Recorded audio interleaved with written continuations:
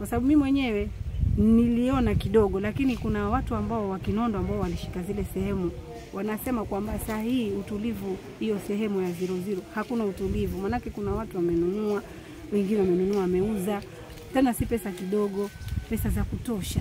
Na kuna viongozi ambao walipita, waliwakanya wengine wakasikia, lakini wengine mpaka dakika hii bado hawajasikia.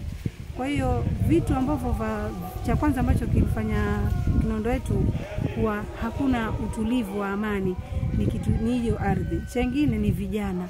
Vijana pia humu mwetu kuna vijana wa vipanga.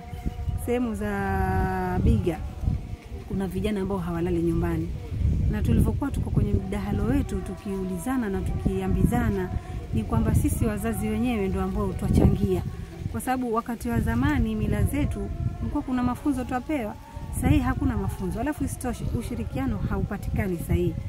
Mzazi wa jirani yako, wewe na jirani yako, aweza kuwa mtoto amefanya jambo la makosa, lakini ukimueleza yule mzazi mwenzao anachukua hasira, anachukua chuki.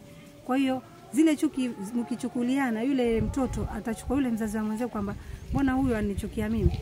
Kwa hiyo vitu kama vipanga vitaanza, au kama ulikuwa viko vitaendelea kutoka kwa familia hii familia nyingine, au watu watakuwa wanazozana wakati wote na wao ni majirani. Chengine ni kwamba hizi divorce kwetu zimechangia, kwa sababu kuna vijana wengine ambao sasa hawendi shule na ni machokora, na wale chokora wanaenda mpaka kiasi cha kuwa sasa wanaiga tabia ambazo ziko mtaani ambazo si nzuri. Kwa hiyo kuna hizo mambo na vipanga, mambo ya kuvuta bangi, mambo ya unga.